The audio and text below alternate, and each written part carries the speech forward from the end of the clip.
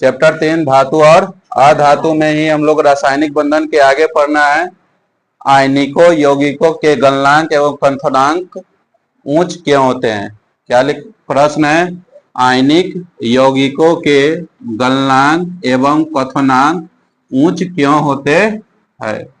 Answer हम लोग याद रखेंगे, क्योंकि आयनिक यौगिकों का निर्माण धन आयन, क्योंकि आयनिक यौगिकों का निर्माण धन आयन और ऋण आयन से होता है, जिसके कारण मजबूत होते हैं, जिससे इसका गलनांक एवं क्वथनांक ऊंच होते हैं, इसलिए ये क्या होते हैं, भंगुर भी होते हैं।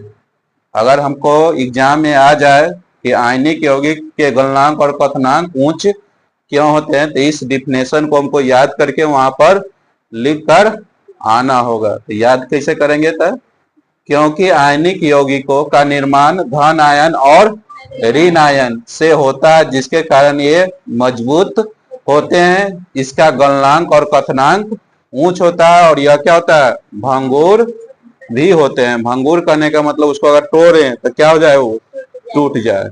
ठीक है ना। आगे हम लोग पढ़ेंगे सहसंयोजक बंधन के प्रकार। सहसंयोजक बंधन के प्रकार। तो सहसंयोजक बंधन के 3 प्रकार होते हैं। सहसंयोजक बंधन के 3 प्रकार होते हैं, जैसे एकल सहसंयोजक बंधन, द्वि सहसंयोजक बंधन और त्रिक सहसंयोजक बंधन।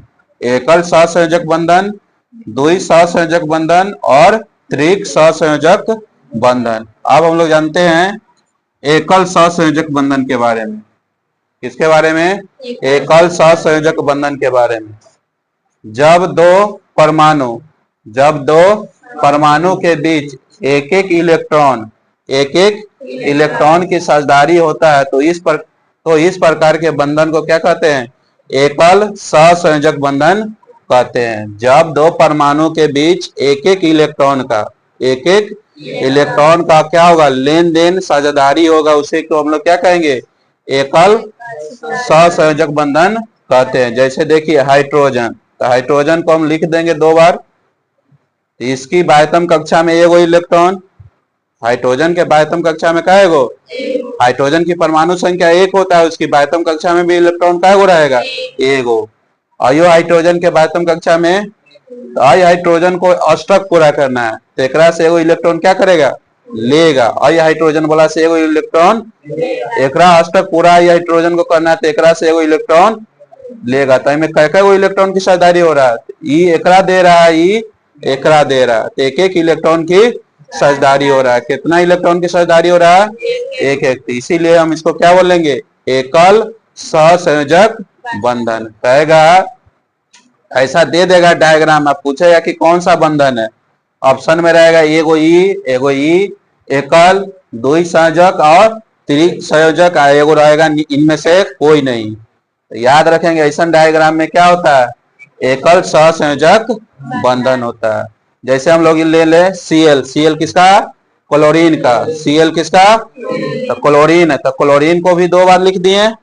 अब क्लोरीन की बाह्यतम कक्षा में ऐसे क्लोरीन की परमाणु संख्या कितना होता है, 17, 6। क्लोरीन की परमाणु संख्या 17। इसका हम क्या करते हैं, इलेक्ट्रॉनिक विन्यास निकालते हैं, तो किस रूप में, 2, 8, 7, 2, 8, 7, 2 और 8 और, तो बाह्यतम कक्षा में क्या इलेक्ट्रॉन है, 7 गो। बाह्यतम कक्षा में क्या इलेक्ट्रॉन है, तो 7 गो इलेक्ट्रॉन इस पर चढ़ाएंगे, तो 2, 2, 4, 2, 6, 1, 7। इसका भी 7 इलेक्ट्रॉन चढ़ाएंगे, तो 2, 2, 4, 2, 6, 1।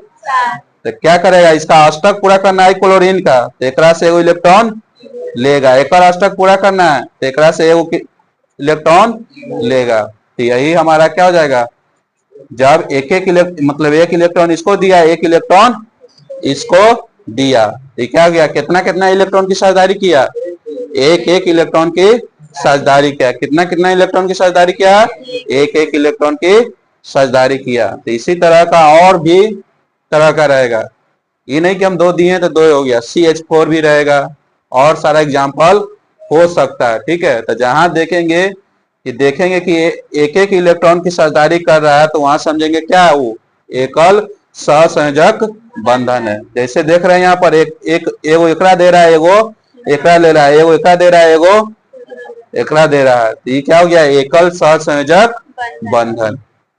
उसी तरह है द्वि सहसंयोजक बंधन।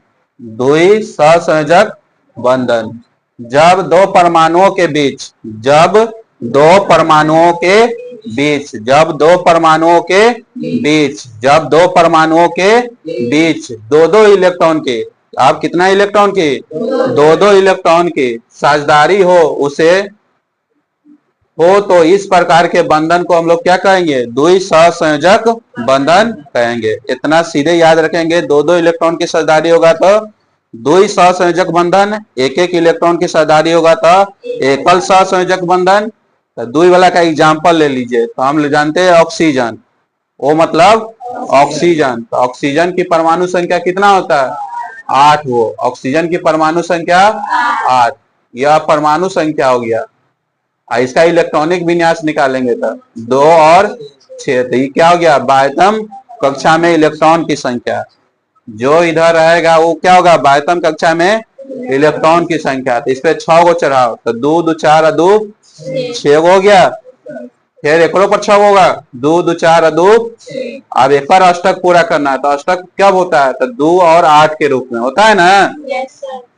तो ऑक्सीजन को 8 को पुराना है, तो क्या करेगा, ए दोस्त तू हमें 2 को दे दे, 2 इलेक्ट्रॉन इससे अपना 2 से ले लेगा। फिर एकरो अष्टक पूरा करना, तो कहेगा ए दोस्त तू वो 2 को दे दे, एकरो अष्टक पूरा हो गया, एकरो अष्टक पूरा हो गया। तो क्या इलेक्ट्रॉन की साझेदारी किया, अब कहेगा ये सर 4 गुना है, 2 को 2 को 4 गुना हो गए, नहीं, यह क्या है, 2 2 इलेक्ट्रॉन का ये क्या किया, साझेदारी किया। तो यहाँ पर डबल बॉन्ड हो जाएगा, ठीक है, इसको डबल बॉन्ड बोलते हैं इंग्लिश में।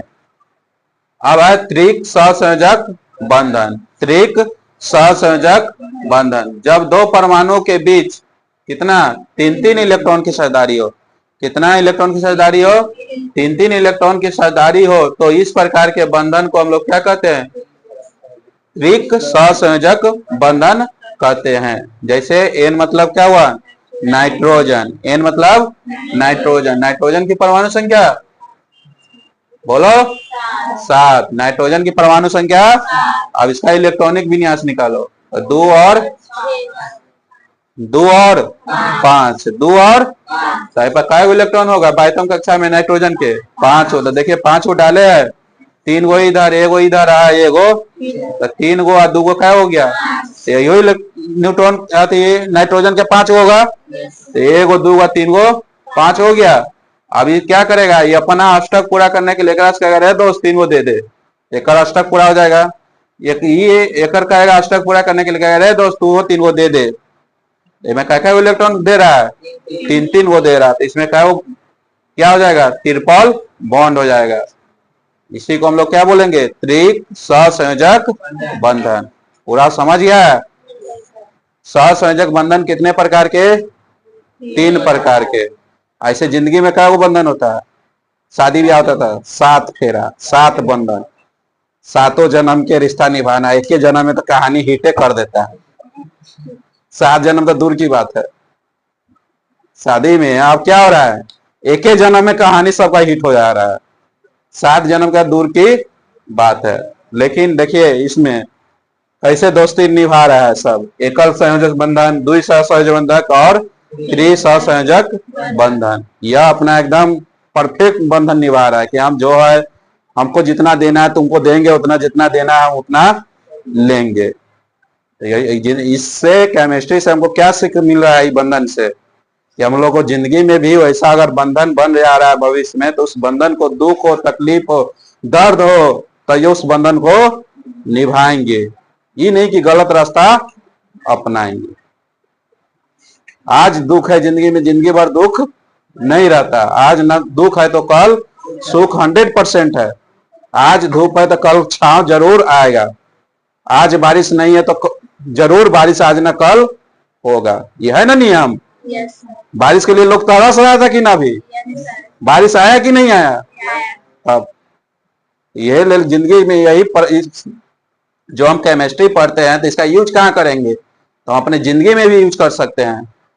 इसका बंधन देखो कितना परफेक्ट है, थोड़ा देवे के तो देवे के, थोड़ा लेवे के तो लेवे के। तो उसी तरह इस केमिस्ट्री से सीख हमको मिल रहा है क्या, कि हम अपने लाइफ का भी बंधन इसी तरह बनाकर रखे। दोस्ती यारी कर रहे हैं तो थोड़ा बहुत टकरार होना चाहिए, फिर दोस्ती यारी में मेल हो जाना चाहिए। ये नहीं कि जिंदगी भर दोस्ती में दोस्त लड़ाइए रहेगा। समझ गया ना। अगर वो हमसे नहीं बोल रहा है तो हमको जरूर है कि उसे हम बोले।